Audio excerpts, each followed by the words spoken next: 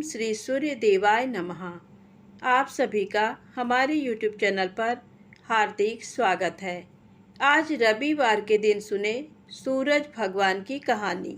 एक राजा था, एक रानी। उनके पास सिपाही, घोड़े, दास दासियां, धन दौलत सब कुछ था।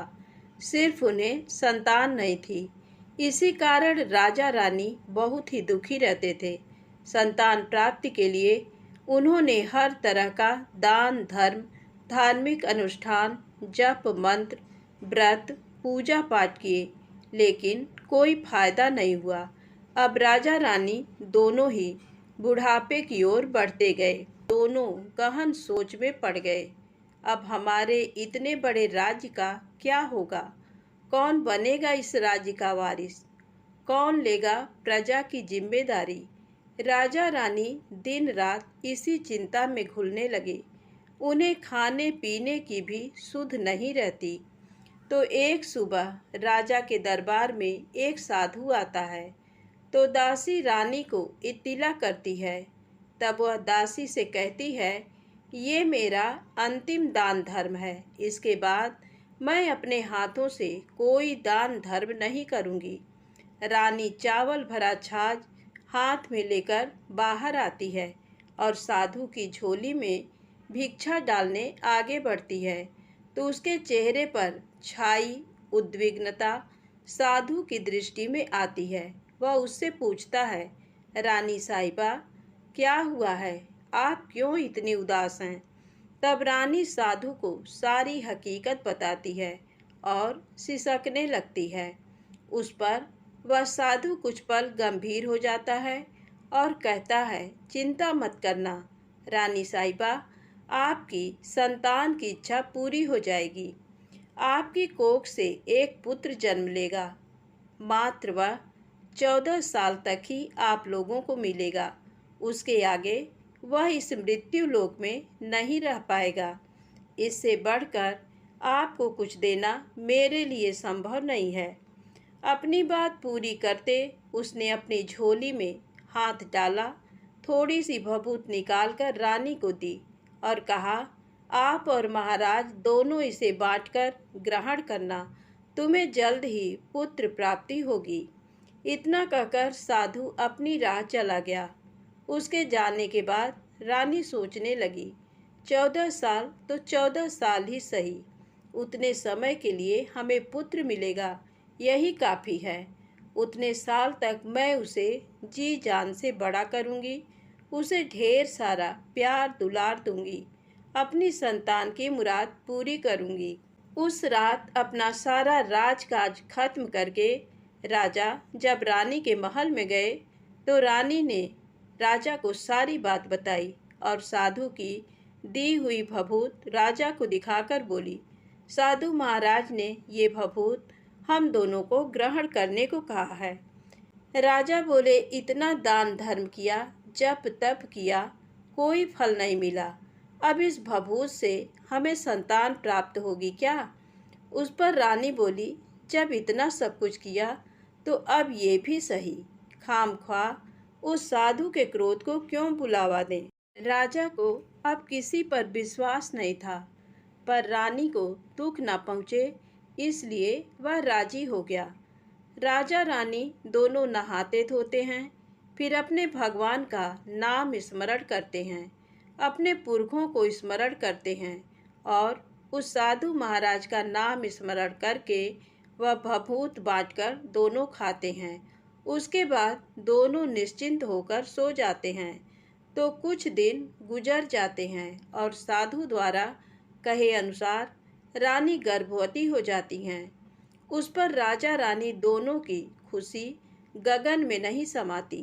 राजा रानी से बोला, महारानी, सचमुच साधु महाराज की कृपा हो गई। तो 9 माह 9 दिन और 9 घंटे पूरे होकर रानी ने एक सुंदर गोरे चिट्टे पुत्र को जन्म दिया। राजा ने बड़ी धूमधाम से पुत्र का नामकरण किया। सारे राज्य में 8 दिन तक अन्न संतर्पण रखा, उत्सव मनाया गया। अब पुत्र की कुंडली देखने के लिए राज्य के सबसे विद्वान पंडित जी को बुलाया। तो कुंडली देखकर पंडित जी बड़े चिंतित हो गए। कहने लगे, महाराज, हमारा राजपुत्र सिर्फ 14 साल तक हमारे पास रहेगा।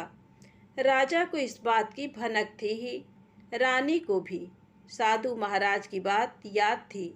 दोनों चुप रह जाते हैं। उसके बाद राजा और रानी बड़े प्यार से बेटे की परवरिश करते हैं, उसकी हर ख्वाहिश पूरी करते हैं। थोड़े समय के लिए ही सही, भगवान ने संतान की अपनी मुराद पूरी कर दी। इससे वे समाधान मानते हैं। राजपुत्र दिन प्रतिदिन बड़ा होता है। जब वह 7 साल का हो जाता है तो राजा एक अच्छे गुरु की नियुक्ति करके उसे पढ़ाई लिखाई, राजशास्त्र, शस्त्र विद्या, घुड़सवारी इत्यादि 12 विद्याओं का शिक्षण देते हैं। जब वह सब शास्त्र विद्या में पारंगत हो जाता है और 12 साल की उम्र का हो जाता है, तब एक अच्छी सी राजकन्या खोजकर उसकी शादी कर देते हैं। तो 2 और साल बीत जाते हैं। बेटा 14 साल का हो जाता है। एक दिन राजपुत्र राजा से बोलता है, पिताजी, मैं अपना सारा राज्य घूमकर देखना चाहता हूँ। आज तक मैंने सिर्फ इस रजवाड़े के अतिरिक्त कुछ नहीं देखा है। बेटे की बात सुनकर राजा चिंतित हो जाता है, क्योंकि पुत्र को 14वां साल शुरू हुआ था। अब कोई अनहोनी होने का वक्त नज़दीक आ पहुंचा था, लेकिन राजा ये सब बातें पुत्र को बता नहीं सकता था। वह क्या करता है कि चेहरे पर खुशी लाकर बेटे से कहता है, हाँ हाँ, जरूर जाओ बेटा, तुम्हें अपना सारा राज्य घूम कर देखना चाहिए। कहाँ क्या है ये सब जानना चाहिए। कल मेरे बाद तुम्ही को तो राजा बनना है। मात्र एक बात का ध्यान रखें, तुम जहाँ जा रहे हो, क्या कर रहे हो, ये बात अपनी पत्नी को नहीं बताना। पुत्र कहता है, ठीक है पिताजी, आपने जो कहा है मैं वैसा ही करूँगा। राजपुत्र दिन भर अपनी पत्नी के साथ मौज मस्ती करता है, खुशियाँ मनाता है और रात को ठीक 12 बजे बिस्तर से उठकर बाहर चला जाता है। फिर पौ फटने से पहले वापस अपने महल में आकर सो जाता है। ऐसे बहुत दिनों तक चलता रहा। अब पुत्र का 14वां साल खत्म होने में कुछ दिन ही बाकी रहते हैं। इतने में उसकी पत्नी यानी छोटी रानी रात में जाग जाती हैं। वह देखती हैं कि बिस्तर पर राजपुत्र नहीं है। वह महल में सब जगह देखती हैं, तो राजपुत्र कहीं भी नजर नहीं आता। तो वह क्या करेगी, किससे कहेगी? वह चुपचाप रहती है। फिर भोर होने पर वह देखती है कि उसका पति अपनी जगह सोया हुआ है। वह पति से कुछ नहीं पूछती, लेकिन दूसरी रात भी वैसे ही होता है। तीसरी रात, चौथी रात, ऐसे बहुत दिन तक चलता है। रानी बहुत ही चिंतित हो जाती है। पति रात को जाता कहाँ है, किससे मिलने जाता है? उसके मन में ढेर सारे सवाल उठते हैं, लेकिन उसे पूछने में डर लगता है। शायद पति गुस्सा कर बैठे। सास ससुर से पूछने के बारे में सोचा तो उसकी कुल मर्यादा बीच में आ जाती थी। तो इस तरह मन ही मन वह कुढ़ती रहती थी। इस हालत में उसे खाने पीने में दिलचस्पी नहीं होती। वह दुबली पतली हो जाती है। तो उस राज्य में फूल बेचने वाली एक बूढ़ी मालिन थी। वह हमेशा छोटी रानी को फूल देने उसके महल में आती थी। उस बुढ़िया का ध्यान छोटी रानी पर जाता है। वह उससे पूछती है, बेटी, तुम्हें किस बात का दुख है? तुम इस तरह सूखकर कांटा क्यों बनी हो? उस पर रानी कहती है, क्या बताऊं तुम्हें अम्मा, तुम्हारा राजपुत्र हर रात बिस्तर पर से उठकर कहीं चला जाता है और सुबह भोर होते ही वापस आकर सोता है। वह कहाँ जाता है? प्रेमिका से मिलने जाता है क्या? ये सोच सोचकर मैं अन्न जल ग्रहण नहीं कर पाती। और सूख सूख कर इस तरह कांटा बन गई हूँ। बुढ़िया सब बात सुनकर उसे एक उपाय बताती है। तो बेटी ऐसा करना, आज रात तुम सोना मत, उसके पीछे जाकर देखना कि वह कहाँ जाता है, क्या करता है, उसकी अच्छी तरह से पहरेदारी करना। पर मुझे नींद आ गई तो तुम्हें नींद ना आए, इसलिए एक काम करना, अपने बाएं हाथ की उंगली में एक जख्म करना, उस पर थोड़ी सी मिर्च छिड़कना, उससे तुम्हें बड़ी जलन होगी और उस पीड़ा से तुम्हें रात भर नींद नहीं आएगी।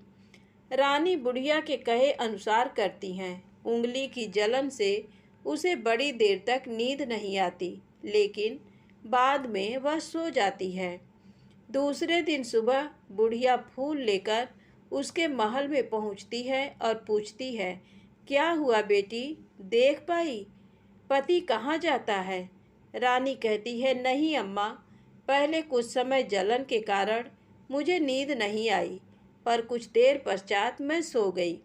बुढ़िया कहती है, कोई बात नहीं, आज तुम उंगली पर पहले से थोड़ा बड़ा जख्म करना और ज़्यादा मिर्च लगाना। तो रानी वैसे ही करती है, परंतु वह सिर्फ पति के बिस्तर से उठकर बाहर निकलते वक्त तक जाग पाई। वह उसके पीछे नहीं जा सकी, क्योंकि उसकी आंखें उस समय तक मुद गई थी। दूसरे दिन सुबह बुढ़िया आती है तो उसने पूछने से पहले ही रानी रो कर कहती है, अम्मा, मैं आज भी उनकी पहरेदारी ठीक तरह नहीं कर पाई। बुढ़िया कहती है, रोना नहीं बेटी, सब कुछ ठीक हो जाएगा। तुम आज रात जख्म और बड़ा करना और उस पर ज़्यादा मिर्च छिड़कना, और एक काम करना, वह जब जाने के लिए निकलता है तो उसका रास्ता रोकना। बुढ़िया ने जैसा बताया रानी वैसा ही करती है। आज रात उसे नींद नहीं आती। पति रात 12 बजे बिस्तर से उठकर जब महल से निकलने के लिए चलने लगता है तो वह बुढ़िया ने जैसे बताया वैसे ही करती है। दौड़ कर जाकर पति का रास्ता रोकती है और कहती है, कहाँ जा रहे हो, किससे मिलने जा रहे हो, मुझे बताओ। राजपुत्र उसे समझाने की बहुत कोशिश करता है। देखो, अगर मैंने तुम्हें वह बताया तो मैं तुम्हें दोबारा नहीं मिल पाऊंगा। रानी कहती है, कोई बात नहीं, ना मिल पाओ, लेकिन आप रात के समय कहाँ जाते हो ये मुझे पहले बता दीजिए। राजपुत्र निरुपाय हो जाता है। पत्नी की जिद के आगे उसकी एक नहीं चल पाती। ठीक उसी समय उसका 14वां साल खत्म होकर 15वां साल लगने वाला था। जो होता है वह हो जाने दो, वह सोचता है, और कुछ चावल मंत्रों से सिद्ध करके पत्नी को देकर कहता है, इन चावलों के दानों को दोनों हाथों की मुट्ठी में पकड़ना। पहले दाएं हाथ में पकड़े चावल मेरे ऊपर फेंकना। मैं कौन हूँ तुम्हें पता चल जाएगा। बाद में बाएं हाथ में पकड़े चावल मेरे ऊपर फेंकना। मैं जैसा था तुम्हें मिल जाऊंगा, लेकिन यदि तुम बाएं हाथ के चावल मेरे ऊपर फेंकना भूल गई तो मैं तुम्हें कभी नहीं मिल पाऊंगा। रानी ने कहा, नहीं भूलूंगी। रानी बड़े आत्मविश्वास के साथ कहकर दाएं हाथ में पकड़े चावल पति के ऊपर फेंक देती है तो राजपुत्र एकदम एक विशाल घोड़ा बन जाता है। एकदम उम्दा, सफ़ेद, गर्दन पर लंबी अयाल। देखते देखते वह तेजी से दौड़ने लगता है। रानी उस घोड़े को एकदम भौचक्की होकर देखने लगती है और पति ने बाएं हाथ के चावल फेंकने की जो बात कही थी वह भूल जाती है। उसकी आंखों के सामने घोड़ा महल से बाहर निकलकर चला जाता है। घोड़ा जो महल से बाहर जाता है तो वापस नहीं आता। अब रानी को बड़ा पश्चाताप होता है। वह स्वयं को कोसने लगती है, लेकिन अब उसका कोई फायदा नहीं होने वाला था। राजपुत्र अब वापस नहीं आने वाला था। सुबह होते ही महाराजा महारानी को सब बात पता चलती है। उन्हें बहुत दुख होता है। वे बिस्तर पकड़ते हैं और राह देखते हैं कि एक दिन उनका बेटा वापस आ जाए। इस तरह 1 महीना गुजरता है, 2 महीने गुजरते हैं, 3 महीने गुजरते हैं, आखिर 6 महीने पूरे होते हैं। राजपुत्र का कोई अता पता नहीं लगता। प्रधान राजपुत्र को ढूंढने के लिए राज्य के गांव-गांव सिपाही भेजता है, लेकिन उन्हें कोई सफलता नहीं मिलती। इधर रानी अपनी हठ के कारण पति गायब हो गया ये सोचकर स्वयं को मन ही मन कोसती हैं और प्रण लेती हैं कि कुछ भी करके पति को ढूंढ लाएंगी और उसे वापस घर लेकर आएंगी। एक दिन वह सुबह उठकर सास ससुर के महल में जाती हैं और कहती है कि मैं अपने पति की खोज में जा रही हूँ। महाराजा महारानी को और क्या चाहिए था, कुछ भी करके उनका बेटा उन्हें वापस मिलना चाहिए था। वे बहू को जाने की अनुमति देकर कहने लगे, बेटी तुम्हें जो चाहे वह करो, जहाँ जाना है वहाँ जाओ, लेकिन हमारे बेटे को वापस लेकर आओ।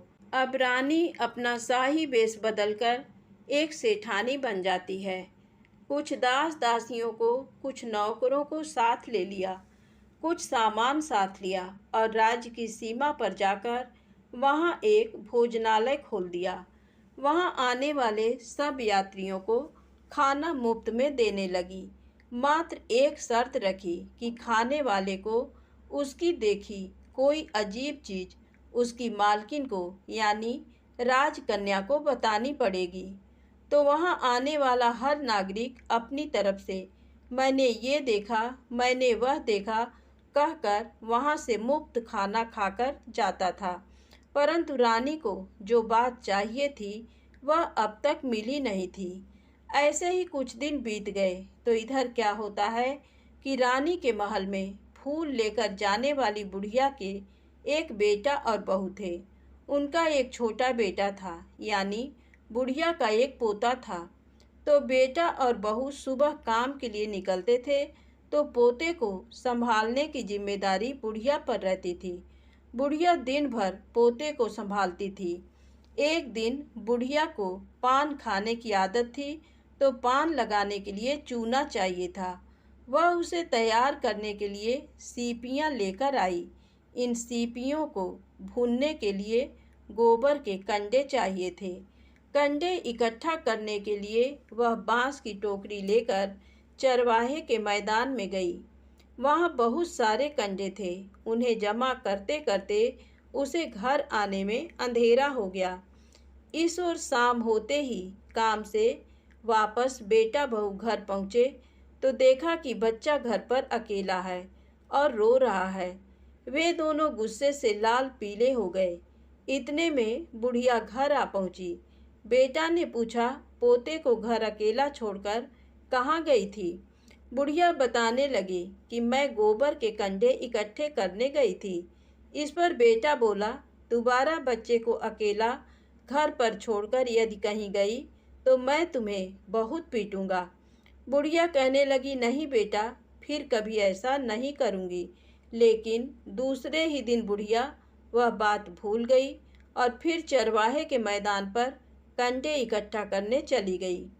शाम को जब बेटा बहू काम से वापस लौटे तो देखते हैं कि बच्चा घर पर अकेला है और रो रहा है। अब उसके बेटे की सहन शक्ति खत्म होने लगी और बुढ़िया के वापस आने पर उसे घर से निकाल दिया। बुढ़िया रात भर घर के बाहर अंधेरे में बैठी रही और सुबह होते ही हाथ में टोकरी लेकर कंडे इकट्ठा करने के लिए निकल गई।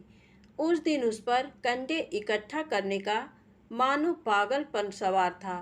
कंडे इकट्ठा करते करते कब अंधेरा छा गया उसे मालूम ही नहीं चला। उसे जब ध्यान आया तो गांव का रास्ता भी ठीक तरह से दिखाई नहीं दे रहा था। वह अंधेरे में आंखें फाड़कर देखती देखती किसी तरह आगे निकल पड़ी। तो होता क्या है कि एक कपिला गाय छन छन की आवाज़ करते, गले की घंटी बजाते ठुमक कर उस मैदान पर आ गई। उसे देखकर बुढ़िया सोचने लगी कि इस गाय के पीछे पीछे जाऊंगी तो गांव तक पहुंच जाऊंगी। तब बुढ़िया उसके पीछे पीछे जाने लगी। वह गाय क्या करती है कि उस मैदान से लेकर एक एक करके 6 मैदान पार करती है। आखिर में वह 7वें मैदान पर पहुंचती है। तो वहाँ क्या होता है कि उस मैदान पर एक बड़ा सा पत्थर है। गाय जाकर उस पत्थर को अपना सींग मारती है। सींग मारा तो वह पत्थर दूर हट गया और पाताल में नीचे जाने की सीढ़ियाँ दिखाई देने लगी। तब वह गाय उन सीढ़ियों से नीचे जाने लगी। बुढ़िया वह सब देखती रही और झट जाकर गाय की पूँछ को पकड़ लिया। पूँछ पकड़कर वह गाय के साथ नीचे पाताल में पहुंच गए। पाताल में पहुंचते ही तुरंत गाय की पूँछ छोड़ दी और इधर उधर देखने लगी। वहीं से बुढ़िया ने देखा कि पाताल में सब जगह जगमगाहट है। दिया दीप जलते हैं और तेज रोशनी गाय के ऊपर पड़ती है और वहाँ अद्भुत घटनाएं घटने लगीं। गाय के नीचे जाते ही उसके गले में अपने आप सांकल पड़ गई और छम छम करके कोई दुधाड़ी में गाय का दूध दूहने लगी। लेकिन जो भी कोई वह कर रहा है वह मात्र दिखाई नहीं दे रहा।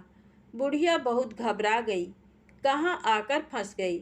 वह सोचने लगी और यहाँ वहाँ छिपने के लिए जगह ढूंढने लगी, लेकिन उसे कहीं भी जगह नहीं मिली। हर जगह उजाला ही उजाला था। तो वह यूं एक कोनों में खड़ी रह गई और जो कुछ सामने हो रहा था उसे चुपचाप देखने लगी। कुछ पल के बाद वहाँ झट से एक उम्दा सफ़ेद घोड़ा आया। वहाँ 2 कुंड थे। उसमें से एक कुंड में उस घोड़े ने छलांग लगाई और ऊपर आ गया। अब उसे राजपुत्र का रूप प्राप्त हो गया। राजपुत्र बनने के बाद उसने दूसरे कुंड के पानी में स्नान किया। वहाँ रखे नए कपड़े पहने हैं। नज़दीक ही एक सुंदर पलंग था, उस पर आकर वह बैठ गया। उसके सामने अपने आप 5 पकवानों की थाली आ गई। दूध की एक प्याली आ गई, 5 सुपारी आ गए। उसके सामने एक दिया जलता रहा। राजपुत्र ने खाना खाया, दूध पिया, 5 सुपारी खाया और बिस्तर पर लेट जाने से पहले सूर्य देव का स्मरण करके सामने जलते दिए से पूछा, दिए दिए दीपंकर, मेरे माता पिता क्या कर रहे हैं? दिया बताने लगा, बेटे के शोक में डूबे हैं। राज्य कौन संभाल रहा है? राज्य प्रधान संभालता है। मेरी पत्नी क्या करती है? उसने चौराहे पर भोजनालय शुरू किया है और आते जाते लोगों से वह नई खबर के बारे में पूछती है। दिए के ये कहते ही राजपुत्र कहने लगा, ठीक है। उसके बाद वह सो गया।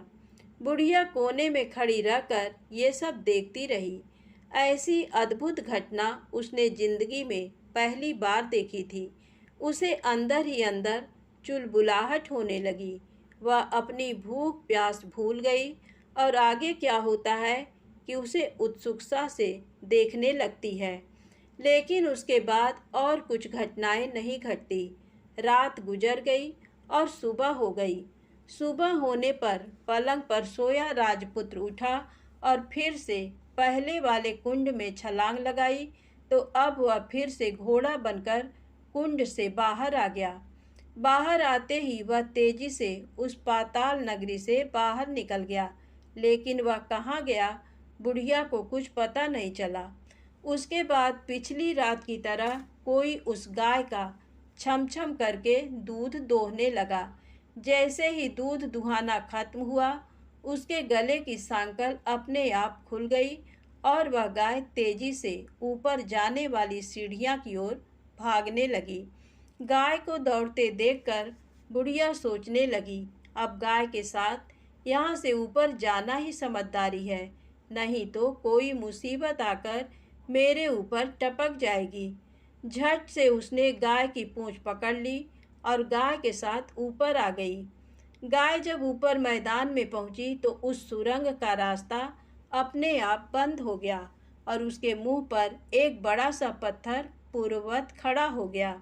ऊपर आकर वह गाय जंगल की ओर निकल गई। इधर बुढ़िया एकदम बावली सी हो गई। उसने पाताल नगरी में जो कुछ देखा वह जल्द से जल्द किसी को बताने के लिए उतावली हो उठी। उसे एकदम याद आया कि नगर की सीमा पर कोई औरत भोजनालय चलाती है और नई बात बताने वाले को अच्छा खाना पीना मुफ्त में देती है। वह सोचने लगी कि क्यों न मैं ये बात उस औरत को जाकर बताऊं।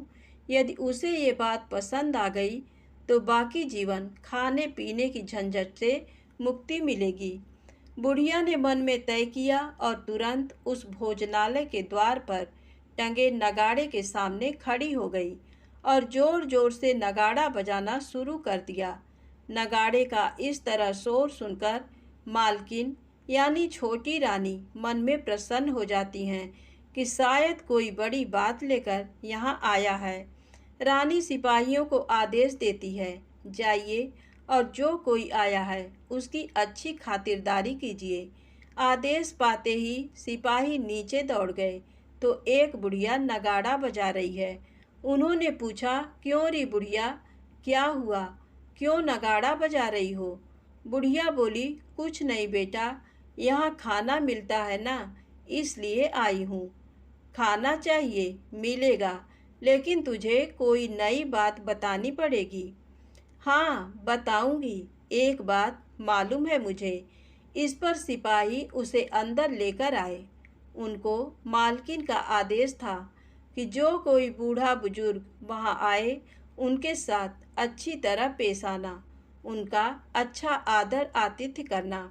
तो सिपाही ने उस बुढ़िया का भरपूर आदर आतिथ्य किया। उसे बड़ी सी थाली भरकर व्यंजन परोसते हैं। बुढ़िया कुछ दिनों से भूखी थी, वह खाने पर टूट पड़ी। खाना खाने के बाद सिपाही ने उसे नई साड़ी पहनने को दी। उसके बाद उसे लेकर रानी के पास आए। बुढ़िया और रानी ने तुरंत एक दूसरे को पहचान लिया। बुढ़िया बोली, बेटी तुम? और रानी बोली, अम्मा तुम? बड़ी देर तक दोनों भांति भांति की बातें करती रहीं। आखिर कुंवरनी बुढ़िया से कहने लगी, अम्मा अब बताओ तुमने क्या नई बात देखी है? नई बात? मैंने कोई नई बात देखी नहीं है। वह तो मेरे पास तुम्हें देने के लिए खाने के पैसे नहीं थे, इसलिए मैंने झूठ कहा और नगाड़ा बजाया। रानी ने कहा, अम्मा घबराना नहीं, मैं किसी को तुम्हारा नाम नहीं बताऊंगी। फिर भी बुढ़िया मैंने क्या देखा, कब देखा करके आनाकानी करने लगी। इस पर कुंवरनी ने उससे कहा, देखो अम्मा, यदि तुमने मुझे वह नई बात बताई तो जिंदगी भर मैं तुम्हारी देखभाल करूंगी और तुम्हें रानी माता की तरह रखूंगी। अब बुढ़िया बताने को तैयार हो गई। उसने जो कुछ उस चारागाह वाले मैदान पर देखा था वह सब कुछ कुंवर रानी को बता दिया। बुढ़िया की वे बातें सुनकर कुंवरनी को यकीन हो गया कि वह राजपुत्र उसी का पति है। वह तुरंत बुढ़िया से कहने लगी, अम्मा मुझे उस जगह पर ले चलो। नहीं बेटी, वह पाताल राज्य है, सांप है। यदि किसी ने तुम्हें देख लिया तो तुम्हारी जान खतरे में पड़ सकती है। लेकिन रानी उसकी एक भी नहीं सुनती। उसे उस जगह ले जाने के लिए हठ करने लगी।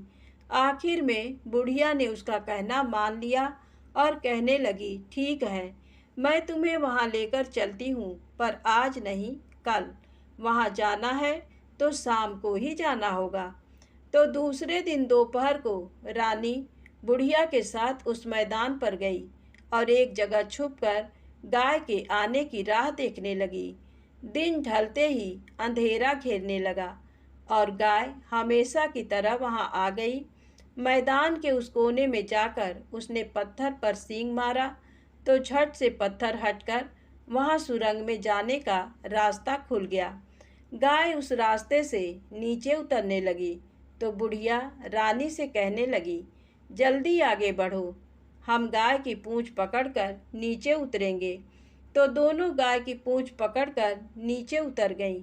बुढ़िया पहले जिस कोने में छिपी थी उस कोने में छिप गई। अब नीचे सब कुछ पहले जैसा घटित हो रहा था। गाय के गले में अपने आप सांकल पड़ गई। कोई अदृश्य रूप से उसका दूध दूहने लगा। एक सफ़ेद उम्दा घोड़े ने आकर एक कुंड में छलांग लगाई तो राजपुत्र के रूप में ऊपर आया। वह राजपुत्र दूसरे कुंड में नहाने लगा। बाद में उसके सामने खाने की थाली आ गई, दूध की प्याली आ गई, पान बीड़ा आ गया। राजपुत्र सब ग्रहण करके सोने के लिए पलंग पर गया तो सोने से पहले सूर्य देव का स्मरण करके वह दिए से पूछने लगा, दिए दिए दीपंकर, मेरे माता पिता क्या कर रहे हैं? तो दिया कुछ जवाब नहीं देता, बल्कि वह बुझने लगता है। तब राजपुत्र को कुछ अघटित हुआ है, इसका संदेह हो गया है। वह उदास हो गया और जो कुछ हुआ है वह हो जाने दो ऐसा सोचकर सोने के लिए बिस्तर पर लेट गया। अब रानी का संयम छूट गया। वह दौड़कर पति के पास गई और उसके पैर पकड़ने के लिए आगे बढ़ने लगी। राजपुत्र तुरंत ही पत्नी को पहचान गया।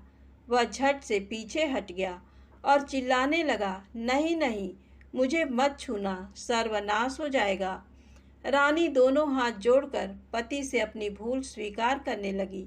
स्वामी, मुझसे भूल हो गई। मुझे आपसे नहीं पूछना चाहिए था कि आप रात को कहाँ जाते हो। मैं अपनी भूल स्वीकार करती हूँ। मुझे मेरी भूल की सज़ा मिल गई है। अब आप घर चलें। आपके वियोग में आपके माता पिता ने बिस्तर पकड़ लिया। आपकी प्रजा भी बहुत दुखी है। उस पर राजपुत्र कहने लगा, वही तो एक बार तुम गलती कर बैठी हो, अब दोबारा मत करना, नहीं तो अब मैं तुम्हें जो दिख रहा हूँ वह अभी नहीं दिखूँगा। रानी अब विलाप करने लगी, जोर जोर से जमीन पर सिर पटकने लगी।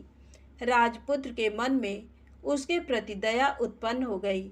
वह उससे कहने लगा, यदि तुम मुझे पाना चाहती हो तो तुम्हें एक काम करना होगा। काम कठिन है, लेकिन वह तुम्हें अकेले करना होगा। रानी ने कहा, कहो स्वामी, कितना भी कठिन काम हो मैं वह पूर्ण करूंगी। रानी कहने लगी। इस पर राजपुत्र ने उसे बताया, इस पाताल से ऊपर जाते ही तुम्हें एक घना जंगल नजर आएगा।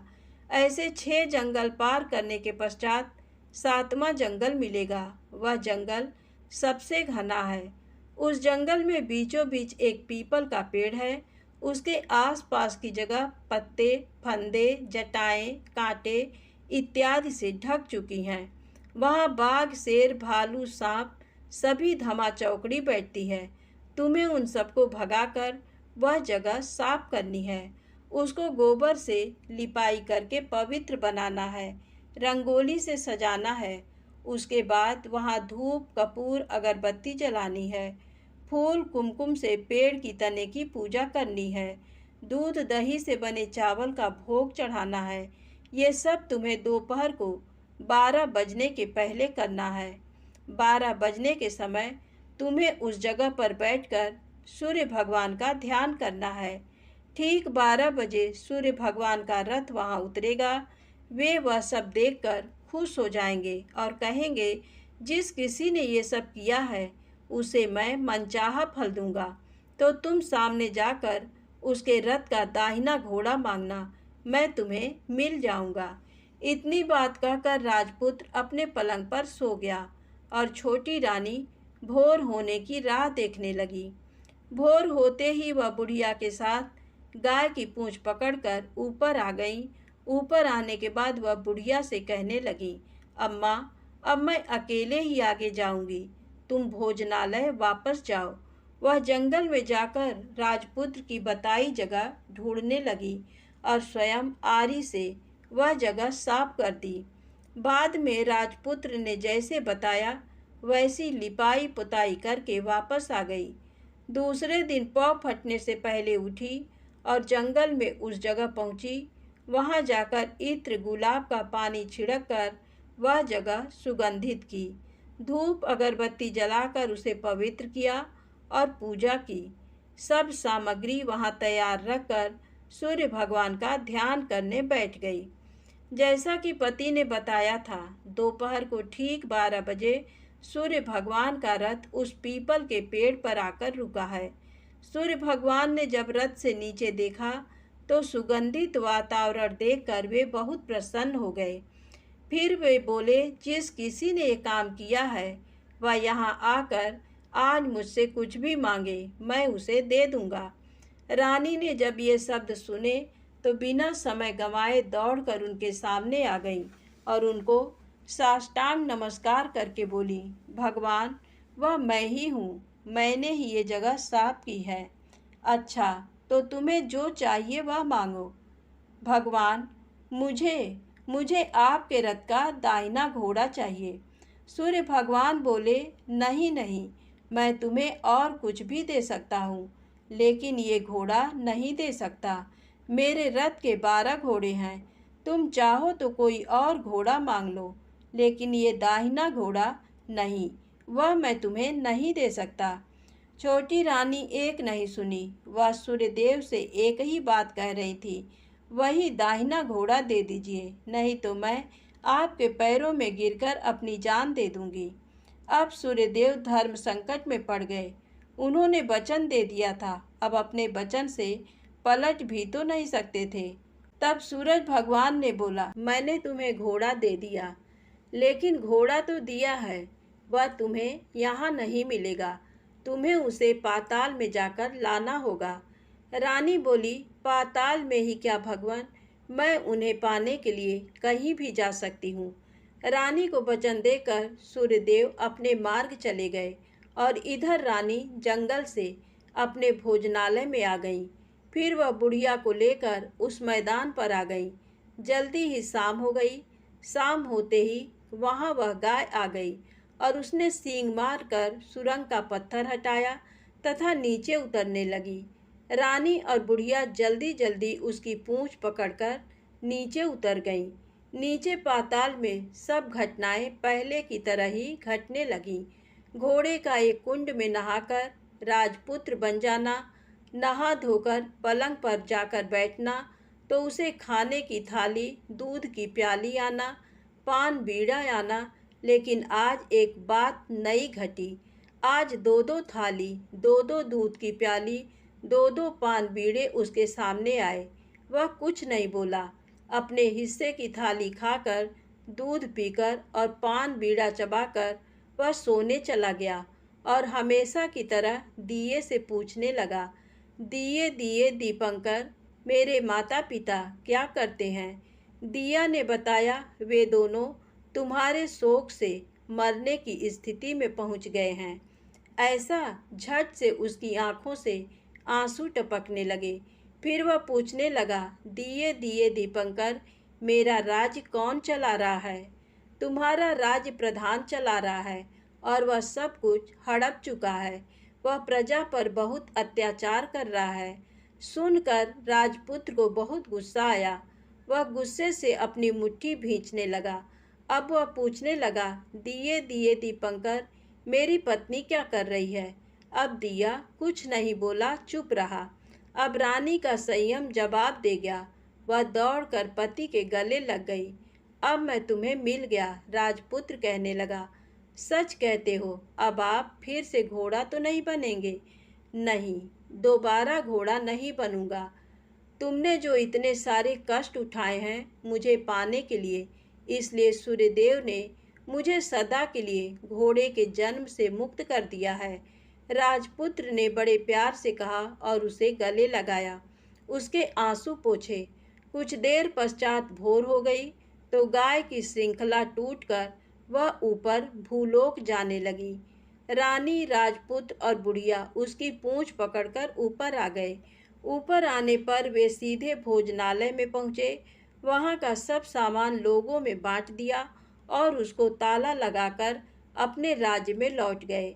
राजपुत्र वापस आता और उसके तेवर देखकर प्रधान घबरा गया। राजपुत्र ने उसे बंदी बनाकर कैद खाने में डाल दिया और राज्य की बागडोर अपने हाथ में ले ली।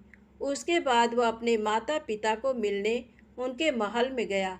तब राजपुत्र क्या देखता है कि उसके माता पिता उसके शोक में अस्थिपंजर बने हुए हैं। पुत्र को वापस आया देखकर मरड़ा सन राजा रानी की आंखों से टप टप आंसू बहने लगे। इन दोनों ने पुत्र को गले लगाया, उसे प्यार से सहलाया। इतना होने के बाद उनके सेहत में एकदम सुधार आने लगा। वे अब बिस्तर से उठकर बैठ गए हैं, पुत्र को आशीष देने लगे।